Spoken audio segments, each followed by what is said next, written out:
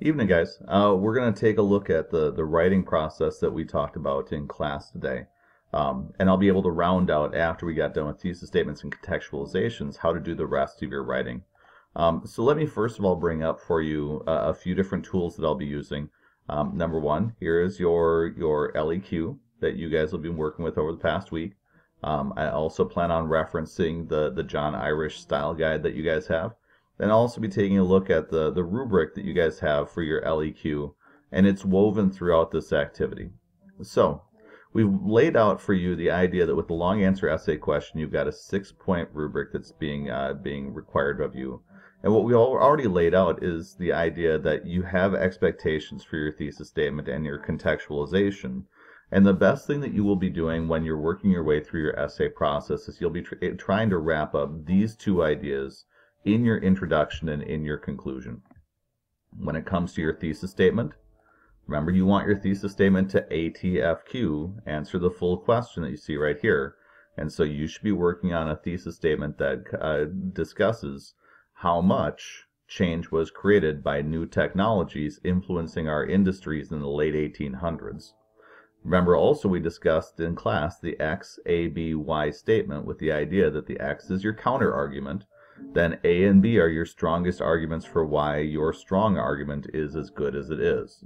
This will also help you to characterize in the essay that these are the big items that are proving your point. You're going to be using something like the Bessemer process, transcontinental railroad, or other sorts of topics during this time period, other sorts of technologies, to prove that either they caused a lot of change in industry or not very much change.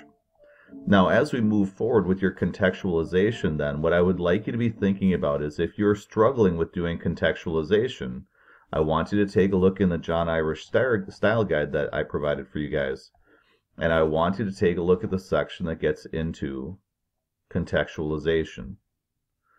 It mentions here the things that you should be thinking about. Like I had some students ask me later on the day, does it need to be from the time period? And if you're doing your introductory contextualization, you can go to about 20 years before the event, but it has to be immediately relevant to the topic of your essay. So it can't just be a big heading that says that around the same time period this was taking place. It's got to be a movement that has to do with technology and industry. And this is where we want to get back to your themes. You are working in this theme with the concept of work, exchange, and technology. So whatever you contextualize should be a big trend or movement that has a link to technology and industry, that where you can say, obviously, to understand what I'm writing in my essay, it's this bigger trend or movement that is essential. Notice also at the end of your essay, this is how you should wrap up, is by doing another contextualization where you can go 20 years past, but it must be immediately connected to the topic, which is, in this case, how did technology foster change or lead to continuity during this time period? And so if you go 20 years past to 1920 with Harding's presidency, you really have to reach to explain why there's an actual legitimate link that's going on to them.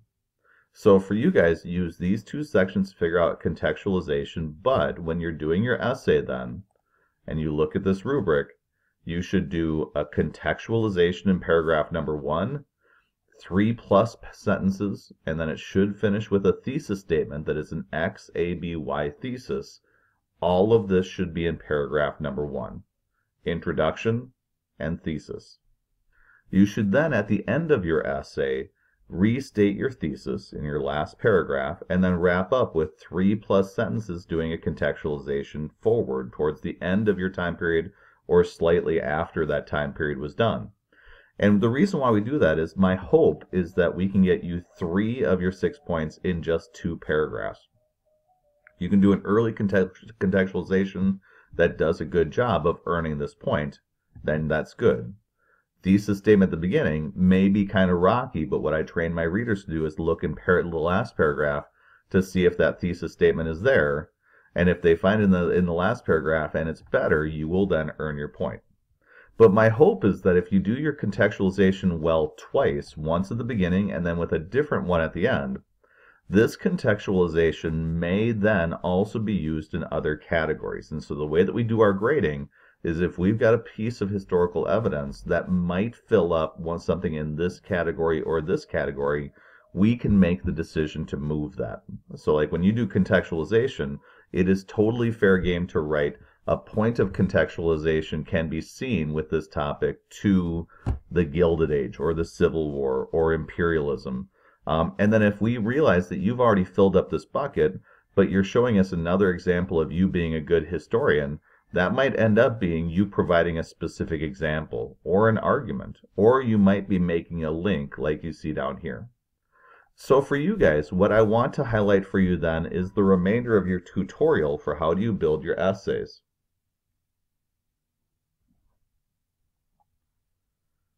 In your body paragraphs, there are 4 points that can be earned from your body paragraphs. Now, when you've done your writing, when you've done your thesis statement, keep in mind your thesis statement should answer the full question. Everything in your body paragraphs should be doing the same. So everything that you write in your body paragraphs should be explaining to what extent is new technology causing change in industry. So if it's a paragraph that's saying not much change is happening because of the Bessemer process on factories because some things stayed the same, that's what your essay should be about. Your body paragraphs, if you're writing about how there's a lot of change with technology and industry, all of the stuff that you're writing should be related to technology and its impact on industry. If you wander off into like fun stories about specific presidents or this topic that kind of has a fringe connection, you probably are wasting time and you're losing points. So let's take a look at the way that you earn points. So the first points we want to talk about is how do you earn points for evidence? Like it says here, a point can be earned by using at least 2 specific examples of evidence that are relevant to the prompt. So this is the first of the 2 points that you can earn for evidence. For many students, this is one of the 2 points that the kids are able to earn pretty easily. Many kids will fail to get their thesis, many will fail to get contextualization because they don't go far enough in providing either a strong thesis or 3+ sentences that fully connect the dots to show how this is a bigger trend or movement that the essay should be contained in. But for this, use of evidence is a pretty low bar to jump over. If you use a couple pieces of evidence inside your essay that are relevant and you're able to weave them into your essay, you can earn this first point. And so that's not all that difficult. Our goal is this one, though. A second point can be earned by supporting your argument in response to the prompt using specific and relevant examples of evidence. Now, your distinction here is instead of using 2 pieces of evidence, you're using lots of evidence. And with these pieces of evidence, this point can be earned just by name dropping an event and doing a minimal amount of description of those 2 facts. This is actually using analysis to say how this fact that you've used is actually supporting your thesis statement and making it stronger. And so that's your goal when you're writing, is can you bring in specific names, facts, events, trends, movements, and with each of them, can you be saying, as a result of this fact, it is then proving that with this new technology, very, very little was changing, or as a result of this new technology, a lot was changing. You'll also notice that there's other sorts of points that you can earn, not for just evidence, but also for analysis. And like I mentioned, you're going to find that the first point is not that difficult. So if you are able to demonstrate in your writing that you are doing comparison or causation, or in this case, CCOT, where you're able to demonstrate in the course of your writing that you are showing that you recognize what a CCOT is and how it applies to this question, and you're able to make some headway, that's how you earn your first point. And notice how it can be uneven or imbalanced. So if you've got more strength with your change over time rather than continuity, you can still earn this first point. For most of our students, though, this is where they're going to get their 2 on the AP test. And it's why I've made it such a big deal that you get these 2 right here. Because if you can knock out these 2, and if these 2 points are easy, you have just gotten to the point of passing the AP test. These other 2 points over here are pretty much like gravy for me, where if we can get them, that'd be great. This point right here is the easier of the 2 to be able to pick up. Just getting into the habit of taking any fact you use and tying all the pieces together to explain to a reader how is this fact proving your point about continuity or change dealing with technology influencing industry. Now, I realize I made it sound simple. You recognize right now that memorizing these facts is hard. Bringing them in as evidence is even trickier. Being able to weave them into your essay in a strong way is difficult. So that's why we practice it over the next few months. Keep in mind also, you only have 15 minutes to plan all this stuff out, which is why we have to do a lot of practice with this. And so that's why your digital learning day is very much being dedicated to building up these skills. The final skill you see right here, though, is it's asking you to earn this point, you must show a complex understanding of the topic. So this is kind of like the cherry on the top point, where if you write a really good essay that pulls off one of these skills, you will then earn this final point, but your essay has to be really on point to be able to get this one. So let me run through the different ways that you could get this. If you are able to demonstrate that you understand that there are multiple different variables that are working their way into a full analysis of this question, then you can earn that last point. So let's say when you're doing your argument and counter argument, you're able to bring in multiple different viewpoints with facts and analysis to show different ways that you can look at this question, you can earn that point. Now, I apologize for being squishy about that, because this right here, it was one of the big tweaks that they made this past year to the rubric, and we're still trying to figure out what that's going to look like. This right here is saying that if you're able to do both continuity and change over time in a very strong way that does justice to the question, you can earn your second point for that. So for you, if you think about your thesis statement, this is what I was setting you up for your complex split counter argument thesis statement. X, A, B, Y will allow you to earn this point if you can actually flesh it out with a strong argument throughout your essay. This point right here used to be known as synthesis. So if you've got friends who took the AP test in the past, and if you ask them about synthesis, essentially synthesis was the idea of making a connection between the topic you're studying and stuff in the future or in the past. This now has been rolled into contextualization. So you'll notice you can go 20 years after, 20 years before, but you can, in this point right here, show relevant and insightful connections even further than a 20-year window. But staying within that 20-year window is going to be good, because the closer you are to the time period, the better you'll be to actually saying that there's a relevant connection going on. But for you, what I really want to highlight is this. If you do contextualization well the first time through, and you earn that point with the first paragraph, when you do it a second time, it could be this. And so what you could end up doing is you could end up with a strong thesis statement. You can earn this, plus set this up. If you do a strong contextualization, you can earn this, plus earn this point. And so you could wrap up 4 points pretty easily by just doing all of that stuff really well. Notice also, now for you, if you want to take a run at this inside or inside your essay, you could explain towards the end of your essay, looking forward, you could see connections with these technological innovations influencing industrial life. You could say that about what you just learned in the early 1900s with new technologies during that time as well. Or you could talk about how the factories were essential during our wars or whatever. You could weave that in. But typically to earn this point, it can't just be a phrase or a reference.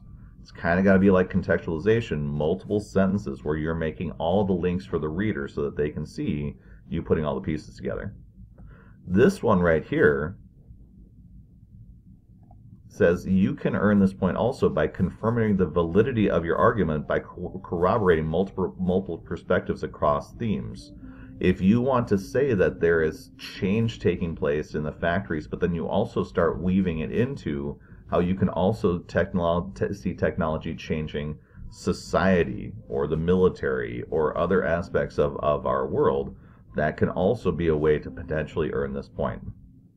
Finally, if you wanted to get into the idea that there are many different ways to view a topic, like if you were asked a question to think about were the monopoly owners in the late 1800s beneficial to society? And you wrote an essay that said, well, some people see them as captains of industry, others see them as robber barons. That's where you start earning this point to show not just what you believe, but also what other people might believe. Think about that Limerick and Turner essay that you guys wrote about the West, and you're in that spot. For you guys then, you'll notice that this last point is the one I'm going to spend the least amount of time focusing on, from the standpoint that once we get to this level is most likely not where you are currently, but this is what you should be shooting for. And especially you should be shooting for this inside your essay. Do both with your argument and counter argument, and focus on this. The idea that you can use your second contextualization to possibly earn that point. Otherwise, though, in your essay, what I would really like you to do is I would like you to focus on this from this element right here. Underneath this entire essay, I'm going to want you to create an outline of what your essay is going to do. Underneath it, I'm going to want you to type your essay. So start off with your contextualization that you've got right here. Going backwards in time or at the start of the time period, what is your contextualization? Make sure it's 3+ sentences. Follow it up with your thesis statement. What is your answer to the question? Put them both in the first paragraph. Treat them as your introduction and your organization. When you're creating your thesis, try out an X, A, B, Y sort of statement, where X is your counter argument, and make that the first paragraph, body paragraph that you get to. Point out that there are some people who will highlight that your opposite view, if you believe there's more change than continuity, you could point out what continuities do exist during this time period. So when we add in new technologies, what continuities still exist as we add in the new technologies you're going to be highlighting. You can even mention them in that second paragraph, that these new technologies, when they showed up on the scene, they were incredibly important to society, but in these ways, industry stayed the same. Afterwards, though, move into your argument for then your stronger viewpoint. If you're arguing that change happened more often with new technology than continuity, make the rest of your body paragraphs about that. This message is key. You are not writing a 5-paragraph essay. You're writing as many paragraphs as needed essay. So if you find that there's an appropriate point for you to stop and move on to a new idea, like perhaps it might be good to talk about how this new technology, like the Bessemer process, then caused changes. You might then want to talk about how those changes led to changes or had impacts or whatever. So you may find your essay weaving along, but use as many body paragraphs as you need to. But keep in mind, you want to use as much evidence as possible, minimum 2 to get that first point, but you want to use a lot more than 2 specific examples of events or changes or innovations that were happening. And then every single time you slip one of those in there, use your analysis down here to support your point. And then also throughout your essay, keep in mind that you are trying to explain to the author continuity and change over time. You do not need to teach these individuals, and so you do not need to take multiple sentences to explain to them what the Bessemer process is. Just allude to it, say that the Bessemer process and its innovations from mass-producing steel, and off you go. You don't need to give the backstory or any of that sort of stuff. They'll be able to hang with you. So stay focused that you are trying to explain new technology led to these changes, or in spite of this new technology, you had these continuities. When you get finished up with your essay and you're ready to wrap it up, put in your thesis statement again, and if it got better, restate it. And then finally, put in your contextualization looking forward or towards the tail end of your time period, and you will be good. Finally, keep in mind, this is the first time that you're trying to take a run at these with all of these nitpicky little details. You've done writing for me this past year, but it's been more just checking to see on your writing, on your end, can you take the content and write a full-blown essay? We're doing stuff a lot more mechanically here, and it's going to be a process that you're going to be learning, and I'm going to be reminding you of this for the next few months. But remember what I told you today. If you are having problems, you are a good student and you're a good writer. If you know that the problem that you're having is your content knowledge is not strong enough, many kids will ask me when I should start reviewing for the AP test. For somebody like you, the time is now. Especially with this topic, you should do some research before you start writing this essay because you already know that this essay is going to be bad. If you need a lot more help than you can generate yourself and you want my help, I would love to help you out. If, on the other hand, you try out one of these techniques and you think to yourself, I don't know if I'm hitting this right, feel free to let me know when we come together on Wednesday because we will debrief. When you upload your essay on Wednesday, we'll take time to answer whatever questions you have. And like I mentioned in class today, we have now finished up periods 1 through 7, which has bought me a good amount of time to be able to talk you through this process. And keep this final point in mind, I would love for you to get college credit. The way the kids have been losing college credit over the past few years is when they think they'll be able to wing this because they're good writers and who the heck needs to tell them anything anyways. And typically what happens with the students who end up not doing well in the test, they'll write a thesis statement. It'll be totally okay for high school, but they won't necessarily reach this limit. So imagine this is like a bucket of water. You have to have the water overflowing out of this bucket before you earn that point. And so if you write a thesis, but it stops at like this level and doesn't get to the brim, you don't get the point. And you get punished heavily because instead of getting a half point, you get 0. Same thing here. If you write something that's close, but it doesn't get 3 sentences and does what they're asking for over here well enough for the College Board, that's beyond just a phrase or a reference, you end up losing. So for you guys, we want to make sure that you are confident that you know your content, but it's also my job to make sure that you are a happy person when you're done. And so I want you to leave the AP test confident that you know where the standards are. And if you're unclear, I want to fix those things up. So good luck. Enjoy your digital day. When I'm proctoring ACT tests tomorrow, I'll be thinking of you guys in 40-degree weather with melting snow and a day off. And I'll be very envious. So I hope you do well. I'll also be checking emails throughout the entire day. So if you find yourself having trouble, don't hesitate to let me know.